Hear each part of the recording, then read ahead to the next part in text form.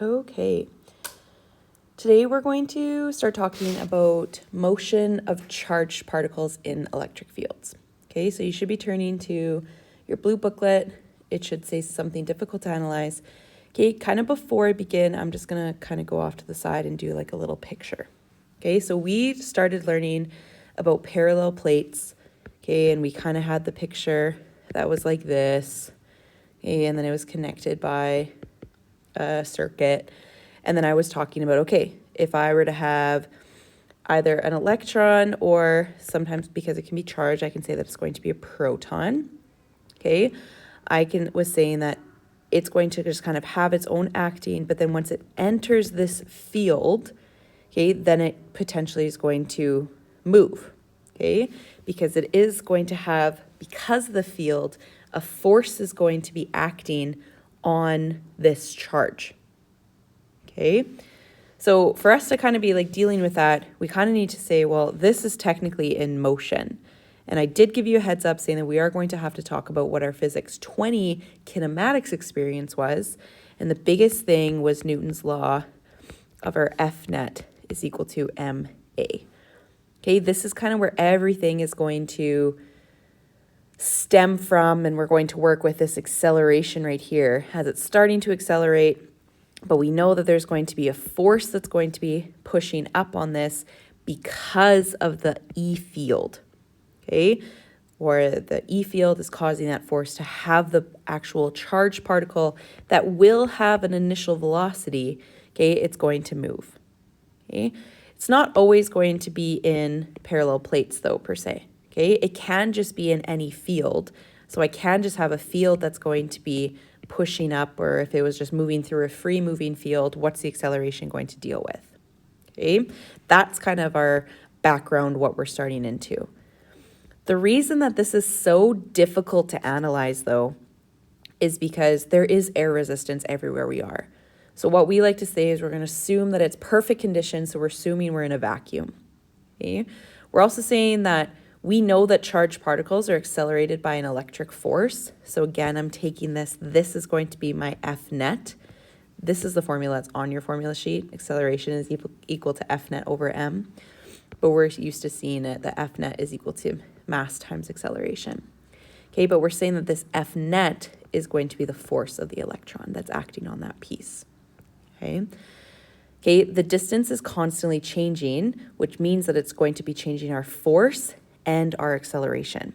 When I say that distance is going to be changing, I'm meaning that, okay, well, if I have a positively charged object, and then if I have a negatively charged object, then we know that both of these have fields.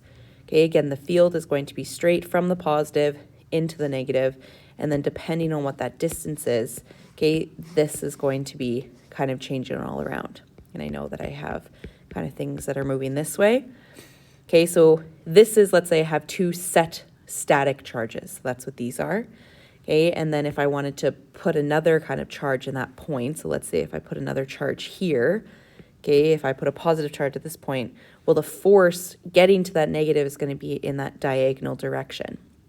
Okay, but this force is going to be different than the force that's up here. Let's say if it moved, because this distance is now different. Okay, so because that distance is different, the acceleration is going to be different. So that's why this whole thing is kind of more difficult to analyze. It's not going to be a uniform acceleration to get from this point to this point, because this, in this open field, it's not uniform.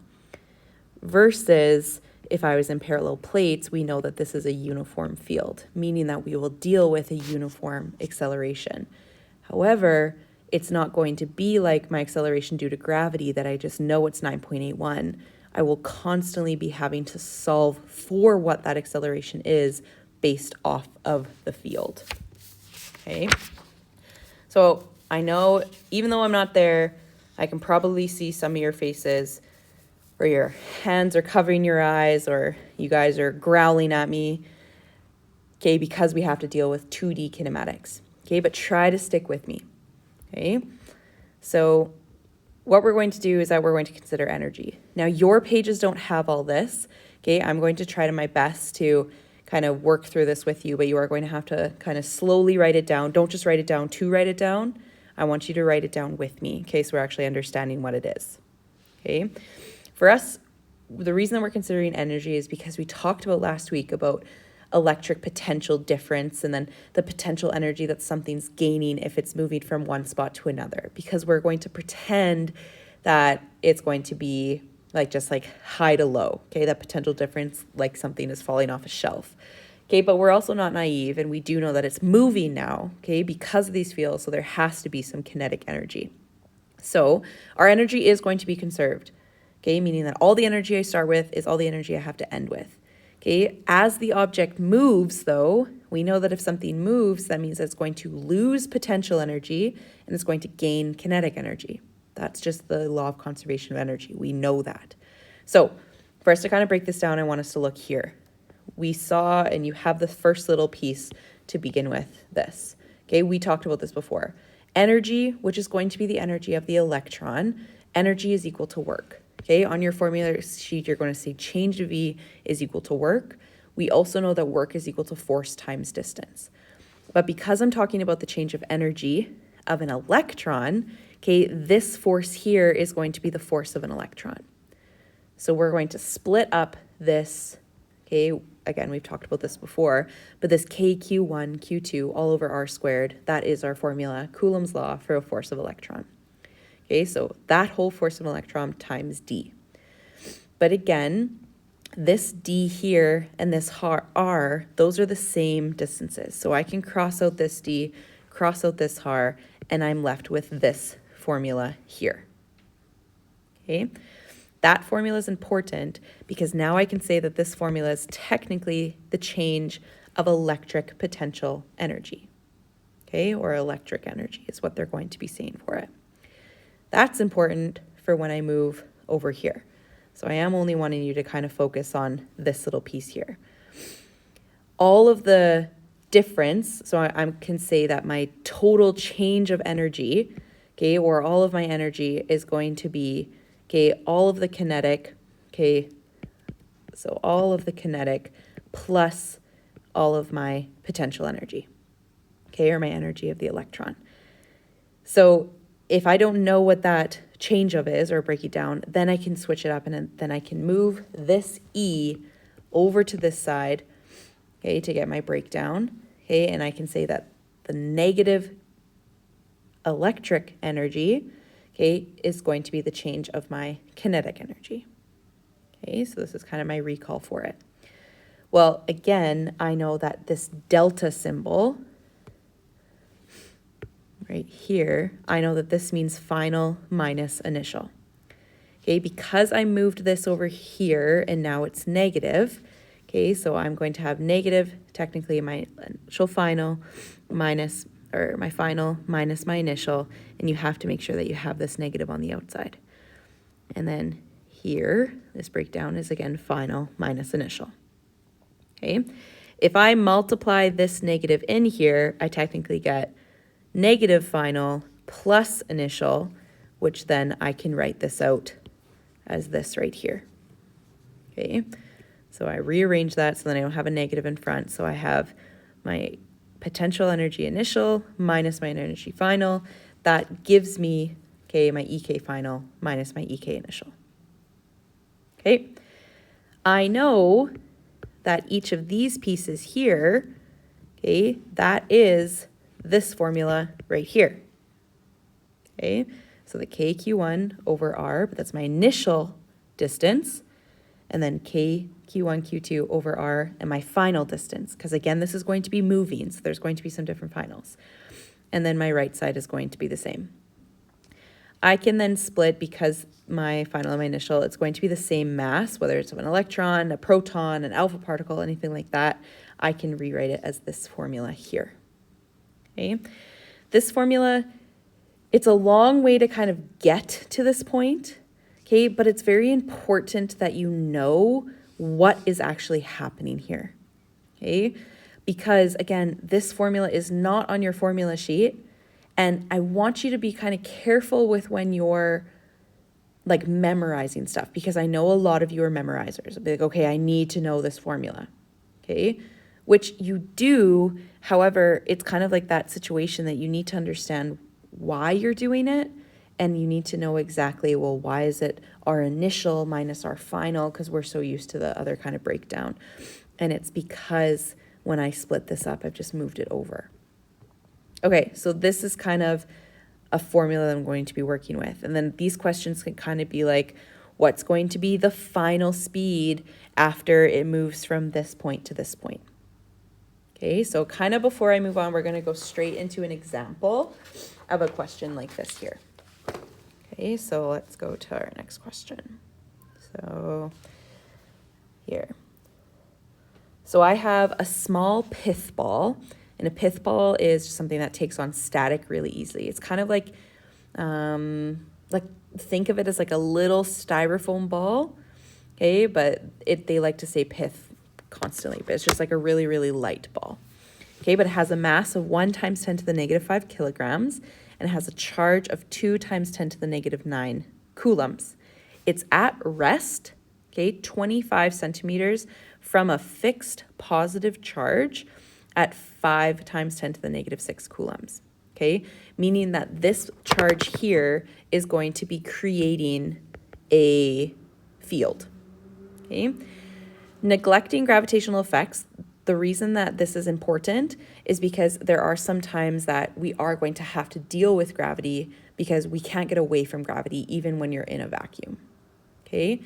But right now we're going to forget about gravitational effects and we're going to forget about air resistance. We're going to pretend that we're in a perfect world and I've gotten rid of other forces. I want to know, what will the speed of the pith ball be moving when it's actually 50 centimeters away from the other charge? Okay, so why don't I kind of break down what I know? So I know that the mass of, let's say that the pith ball is 1, okay? That's 1 times 10 to the negative 5 kilograms, okay? And it has a charge, so that's Q1, of 2 times 10 to the negative 9 coulombs. That distance, okay, the initial distance that we have, that's 25 centimeters. So we need to make sure that's in meters. So 0.25 meters. Okay, it gave me a fixed charge. So that's going to be my Q2. And that is 5 times 10 to the negative 6 coulombs. And then my final distance, or my distance 2, okay, so I can say my df, or so we don't kind of confuse you guys because it is going to be distance. This technically is going to be r and r. Okay, r initial, r final is going to be 50 centimeters, which then is 0.5 meters. Okay, so r and d are kind of interchangeable at this point. So if I'm looking for that final velocity, okay, well, again, we're saying that we have our change of electric energy is going to change into all of our kinetic as it starts moving, but it's initially going to be at rest, okay? So it's all potential energy, okay, to kind of start with. So my VI to start is going to be 0 because it's telling me that here. So if I write out that formula, so that change of V is equal to change of EK, break that all down, because of simplicity, it is the exact same thing that we just solved from before. So I'm going to have K, Q1, Q2, all over R initial, minus K, Q1, Q2, all over R final. Okay, that's going to be equal to my half mass of my VF squared. Sorry, my phone's ringing, so I'm just gonna annoy that. VI squared. Okay, I'm just going to put that on hold, wherever that is. Okay, so as I'm kind of breaking this down, we do know that my VI here is going to be 0, so I can kind of cross that out. I don't have to work with that. Okay, and then I can plug in everything. I have all this information, and I'm going to have to rearrange for VF. I kind of want to rearrange first. Okay, I know some people like to plug in their numbers and then they rearrange. I want to rearrange first. So technically this is just half m times VF squared. So whatever this whole answer is here on this side, I need to divide everything by half m, and then I'm going to square root that whole thing. Okay, I'm not going to rewrite this whole thing. I'm just going to actually write this out. So I'm going to divide everything here by a half m, or you times the top by 2, doesn't matter, half my mass, and I'm going to square root that whole answer to find VF on its own. So now I'm going to actually plug those numbers in because we're going to use our calculators and our functions that kind of go with it.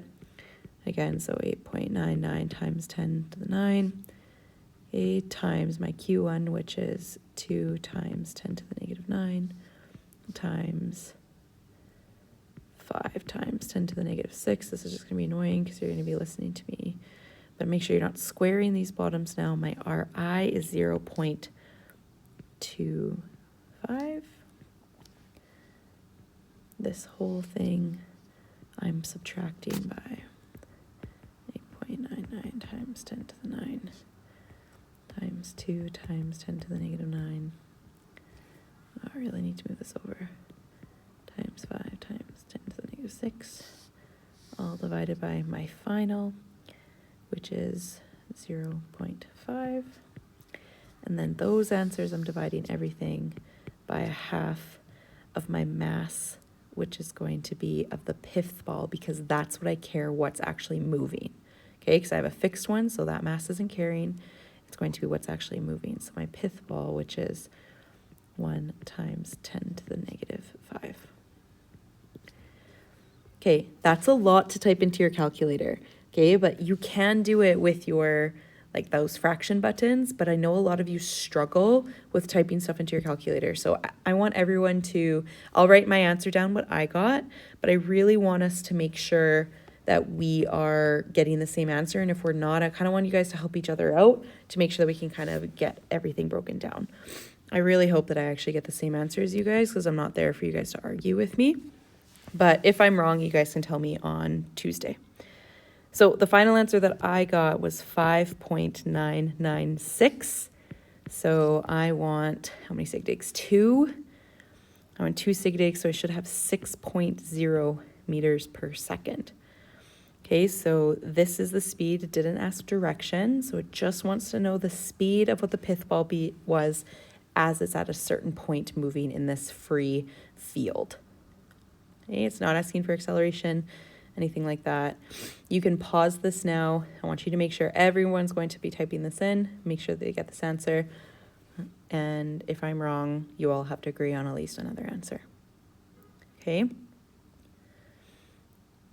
Okay, so the biggest thing is that we just need to be making sure that this formula that we have written out here, we understand why it's initial minus my final for those distances to begin with. Okay, so that's kind of my first type of example. If it's a free, open kind of field, okay, the next thing we're going to deal with is that if it's a uniform electric field, so that means that we have parallel plates. So the electric field is just all going to be going to the same direction. Okay, so I was nice and I gave you this one because it's a little bit easier breakdown, but we're still going to kind of talk through it. So again, I know work is equal to the change of energy, but the energy is going to be the electric field energy. And I know that technically change of energy, all of this change of energy is just equal to energy. So I have this energy is equal to my EK. Okay, so this change of this energy. I don't necessarily want my energy of electric to be that KQ1, Q2. This one I can just kind of break it down into the force of electron times my distance. Okay, if I have the force of electron times my distance, okay, that's equal to my potential kinetic energy, or my change of kinetic energy. Okay, keep in mind that on our formula sheet, Fe, okay, can be equal to E times Q, because this is the formula that you'll see. Your E field is F divided by Q. So I can say that Fe is also equal to the electric field times the charge. Okay, so I'm going to split that up. So my electric field times the charge, which is this whole thing here, is force, all times the distance, okay, of my electric fields, is then going to be my final velocity minus my initial velocity. Because I want to know what my field is going to be moving at, okay, because I don't just have a free moving potential energy as it starts moving, it's gaining.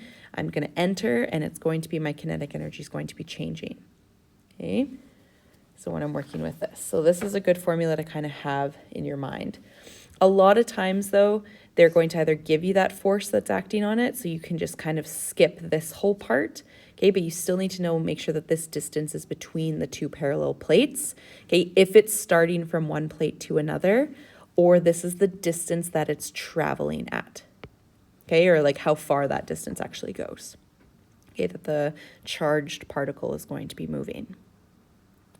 It's not going to be that easy, and I can't just give you one formula. Okay, flip your page. There's going to be more parallel plates, okay, but it's going to be a little bit different of a formula as well. Okay, on your actual worksheet, I have the same arrows that are kind of written down. So again, if we want to break it down, because we know that there's another equation for our parallel plates, I know work is equal to the change of energy. Okay, if we move to this right side and we can see, well, technically change of energy, okay, is also my V is equal to E over Q. So if I want to figure this breakout, then I also know that E, change of E, is equal to my V times Q. So if I actually gave you the voltage that was between the parallel plates, okay, then that also helps you out too. Then you just need to times it by the charge of the moving particle. Okay, so then again, that's equal to my EK, okay, my change of EK, which is half mVF squared minus half mVI squared. Okay, and then I'm going to change out this formula here. You know how we're always talking about sometimes it can be annoying that we have so many different formulas. Okay, and then I can set multiple things equal to each other. This is why it's always important to see, well, what do I know? What do I have? What would be the best way for me to get there? Okay, so those are the two different formulas in that way. So let's do an example that is going to be between parallel plates. So there's a potential difference between parallel plates, and it's 8,000 volts. If a free electron, moving that the electron is just entering, it wasn't shot at a certain velocity or anything like that. Okay, so at that point, it's just kind of telling us that my initial velocity is 0. Okay, so that free electron, because sometimes when we have parallel plates, okay, the electron is shot in, so it has initial velocity. But because it's free, that means that it is just there and it starts moving. So if you have a free electron, okay, that means that we're going to have my VI is equal to 0. Okay, I'm going to start writing down my info just as I kind of get going. So my voltage here, okay, my volts is 8,000 volts. Okay, if a free electron, that means that I have my Q, 1.6 times 10 to the negative 19 coulombs. Okay, and it also gives me a mass of 9.1, it's technically 11, times 10 to the negative 31 kilograms. Okay, is released at a negative plate. With what speed does it hit the positive plate? Okay, so just so we can kind of picture, so it doesn't actually tell us the orientation of these plates, meaning that we don't know where the positive is, where the negative is. But we're just going to, for a case, if I just say negatives up top and my positives on bottom, we just need to ask ourselves, okay, well, we know that all the positives, this is going to be the field, like the direction of all that field that's moving. Okay, and we know that if an electron were to enter here, okay, so it's saying that it's starting at the negative plate. So here's my little electron. Here we can have it in the middle or however we want to draw our little guy. Okay, we know that electrons are always going to move against our field, but it's going to want to get towards that positive plate. Okay, because it says it releases at that point, what time does it hit the positive plate? I know a lot of you are thinking, well, technically, does that mean that its VF is also 0? We want to assume just before it hits that point. Okay, so I'm ultimately looking for what is my VF. It doesn't give me the distance, okay, that it's going to be traveling. So I need to pay attention to, okay, what formula am I going to use? That first formula that we kind of talked about of that electric field times Q times distance, okay, I can't use that one because I don't know what the distance is between these parallel plates.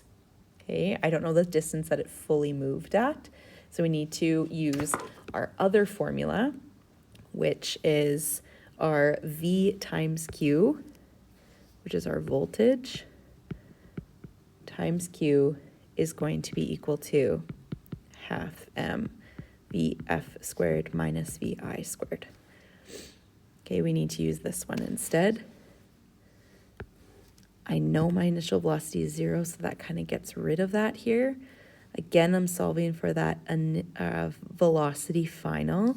So if I rearrange this, I'm dividing everything by a half m.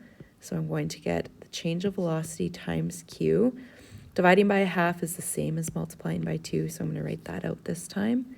A half mass, and that's everything square rooted, is going to equal to my final velocity. So let's plug this information in. Square root of 2 times my 8,000 times my 1.9 times 10 to 1.6, not 9. Sorry. 1.6 times 10 to the negative 19. All divided by mass of an electron. I was nice and gave you the mass here. Usually it doesn't, so you just have to assume that you have it. Okay, that is also on your formula sheet. So 9.11 times 10 to the negative 31 kilograms. Okay. Okay, so we're going to type this into our calculators. Give you a second and pause that for you to find that. But the answer that I got with 2 significant digits was 5.3 times 10 to the 7 meters per second. Okay, for this one, it is towards the positive plate. Okay, again, if we want to have that direction, because we don't know the orientation of these plates, because it can be, the positive could be on the top, whatever, you just would say towards positive plate. Okay, if you got a different answer, I want you guys to argue about it, okay, because again, I sometimes make mistakes, but this was the answer that I got. Okay, bear with me, we have one more question that I want to do, and it's going to be parallel plates again. Okay, but this time it's going to give us a little bit different. Okay, and it's going to be our kinematics question. So, still going to be parallel plates, but my acceleration is going to be constant, so we can actually use that kinematics to analyze this. I don't know why that this plate actually didn't draw out, but on your booklets it should have these little boxes that are here to actually have those plates. Okay. So we have our positive on the top because we can see that the big line is up here, meaning our negative is down here as well. Okay, this is just kind of like the direction. Okay, I know that the negatives are going to leave, so all my negative pieces are going at this point because this is my negative plate, this is my positive plate. So I know that this is going to be the direction flow of the circuit. It's going to move this way. So I have 2 parallel plates and it gives me the distance. They're 5 centimeters apart, okay? With a potential difference of 1,000 volts. An alpha particle, so that's important because our charge is going to be different and it's a positively charged piece, is going to enter the electric field midway between the plates with a horizontal velocity of 8 times 10 to the 5 meters per second. So how far does it travel before hitting the plates? So if I'm going to draw what's actually happening at this point, so midway, so it's going to go about here. So when I'm thinking about the distance that it's traveling, it's not traveling that full 5 centimeters is what you need to pay attention to. Okay, it's going to enter at this point and it's going to have an initial velocity. So it's going to be 8 times 10 to the 5. Okay, so VI is equal to 8 times 10 to the 5 meters per second. Okay, and it's an alpha particle, so that means that it doesn't want to go towards the positive plate. It's going to want to get away from that positive plate, and it's going to go with the field, and it's going to be its trajectory. I'm stumbling over my words. The trajectory is going to go, and it's going to go down towards that plate. It's actually in how far does it travel before hitting the plates. So you kind of need to ask the question, well, am I looking for a distance in the X or distance in the Y? Okay, well, obviously I know what the distance in the Y is, that it actually travels. So I'm technically looking for what is the distance in the X. Okay, so how far does it go in the parallel plates before it travels that distance of the 2.5 centimeters, so 0.025. Okay, so kind of let's start out. Let's write all the stuff down that we know. I know my voltage is going to be 1,000. Okay, I know the distance in the Y. The distance between the parallel plates and the distance in the Y are going to be a little bit different. So you kind of have to make sure you're paying attention to that. But my distance in the Y is actually going to be traveling 0.025 meters. Okay, my mass of an alpha particle is also something I know. It should be on your formula sheet. I have 6.65 times 10 to the negative 27 kilograms. Okay. My velocity initial in the x, which is going to be my total velocity in the x, is going to be, oh, I had that up there. My total velocity in the x up here. Okay, we learned last year that the velocity in the x is always going to be constant, so that's kind of my total piece. Okay, so my velocity in the x. I know my charge of my alpha particle is 3.2 times 10 to the negative 19 coulombs. Okay, so I know my initial velocity in the y is actually 0. Okay, so thinking back to grade 11, okay, physics 20, you kind of have to split everything up into your x and into your y. We know that we have velocity in the x, displacement in the x, and then time, okay? And then we also know we have vi in the y, vf in the y, displacement in the y, acceleration in the y, and then time, okay? We are going to be ignoring our acceleration due to gravity at this point, okay? So I need to know what my acceleration is, okay? The only thing that transfers over between x and the y is time, remember. So I know that my velocity in the x here, I have that point of 8 times 10 to the 5 meters per second.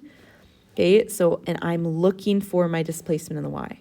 So for me to even start this question, I need to first find time on the right-hand side for it to transfer over.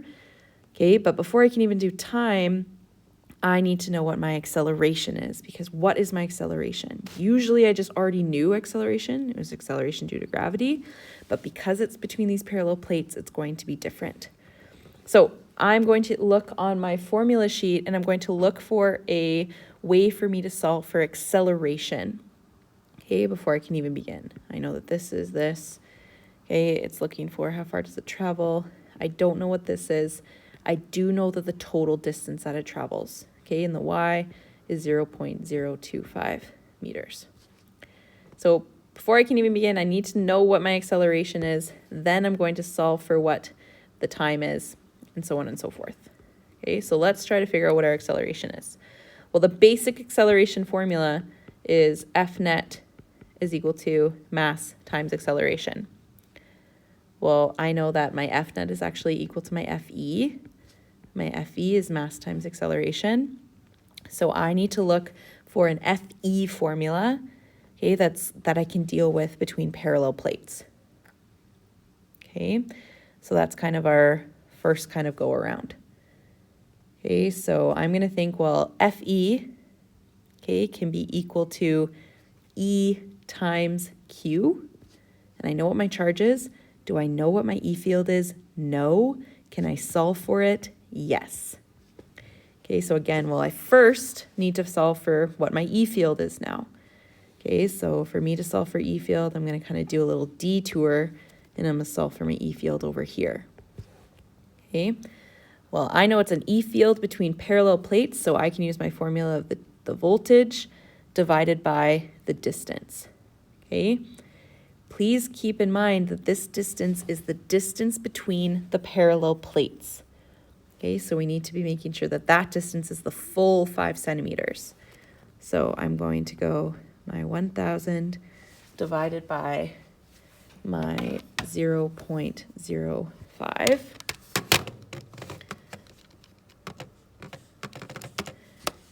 Okay, so I'm going to get my distance between, or my electric field is going to be 20,000, and it's going to be volts per meter. Okay, so that's going to be my E field.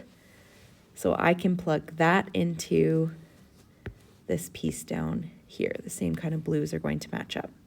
So now I'm going to rearrange to have my acceleration. So acceleration is going to be E times Q all divided by mass.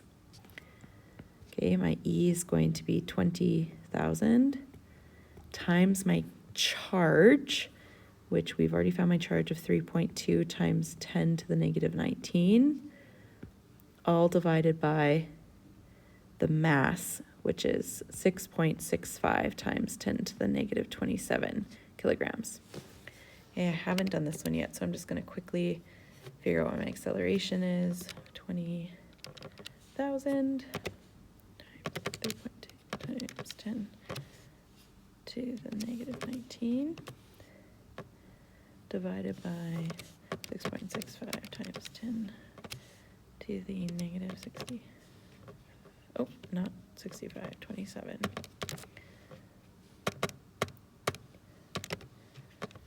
Sorry, I usually have all these done, but this one I did not. Okay, so my acceleration is going to be, I have 9.62 times 10 to the 11. That's going to be meters per second squared. Okay, so that's my acceleration for my kinematics equation here. So I'm going to plug that in. So this now is going to be 9.624, if we want to do that, times 10 to the 11. Okay, meters per second squared. Now I need to look on my formula sheet to think back to my grade 12 or grade 11 time of, okay, I have VI, 0. I don't have VF, and I'm looking for time. So I need to look on my kinematics formulas, and I need to solve for, well, what is my kind of go-to here? Okay. I'm just kind of labeling these to kind of have these people. So I look, and I'm like, okay, well, I have my distance. I'm looking for this one piece, so I should see I have a formula that I can work with. It should be displacement is equal to VIT plus half AT squared. Okay, it doesn't have velocity, or my final velocity. I have my initial velocity, which is 0, so that gets rid of this time, so I don't have to kind of do a quadratic formula at all. So I can solve for this one. I'm going to rearrange, so I get time is equal to the square root of d over half a, or 2d divided by acceleration. But now my total distance that the actual piece is traveling is going to be half of that. So it's going to be 0.025 meters, all divided by the acceleration, which I found, which is 9.624 times 10 to the 11 meters per second. So I'm going to quickly type that into my calculator. 2 times 0.025 divided by 9.624 times 10 to the 11. Okay, so the time that it takes for this piece to travel is 2.279 times 10 to the negative 7 seconds. Okay, so I can place these numbers into both, because time is going to be the same, both the x and the y. So here I have 2.279 times 10 to the negative 7. And then the last piece of the puzzle is I have to find the distance in the x, which I only have one formula. It's going to be velocity is equal to displacement over time, and I'm looking for the displacement. So my displacement in the x is going to be equal to velocity times time. So my displacement in the x is going to be my velocity, which is 8.0. I don't know why I keep wanting to put 8.5. 8 times 10 to the 5 meters per second. And that's times emit by my time of 2.279 times 10 to the negative 7. So I'm going to multiply that. 10 to the 5. And I should get an answer that it travels is 0.1823, but for 2 sig digs, 0.18 meters, which would be, if I want to, it's going to be 18 centimeters. Both of those are going to be my final answer. So again, this is kind of where people don't love it because they have to, well, I don't have this, I have to solve for this. I tried my best. I know that this is kind of all over the place, but this is kind of where I started. Well, for me to do that, I had to solve for this. And then I moved down here for me to do that, and so on and so forth. Okay. So it might seem like a lot, but I have a lot of faith in lots of you, and I can already see you guys rolling your eyes about 2D kinematics, but I believe that you all can do it. Okay, here's some homework questions. I do have all the answers and solutions. Like, I've done all of these homework questions that I'm looking at right now. Obviously, you don't have it with me. I really, really, really encourage you guys to, I know lots of you start with just the first couple of questions, you're like, oh, I got it. The third set of questions, these ones here, that's when it kind of starts splitting it up into X and Y, and you have to solve for your acceleration. So please make sure that you're trying these ones. All of these 4 to 10 kind of questions that are going in, a lot of them can be repetitive. However, there is some knowledge-based questions that are really good with that. Okay, so please use your time wisely that I'm not here, okay, to work through the textbook questions, work with each other, and then when I get back tomorrow, I just want to check our calendar because I know that I changed that. When I get back tomorrow, we're going to do a quick kind of little catch up. I'll answer those questions that you guys had because I'm not there. I am available on Teams. You can message me on Teams and I should be able to answer. I am in a first aid course, but if I can get away with my phone, I will. We're going to do one last lesson tomorrow. Then we're done electric forces and fields. You're going to have a quiz on Wednesday, full review on Thursday, electric unit exam on Friday. Okay? I hope you're not freaking out too much. I will see you tomorrow and get some good work done.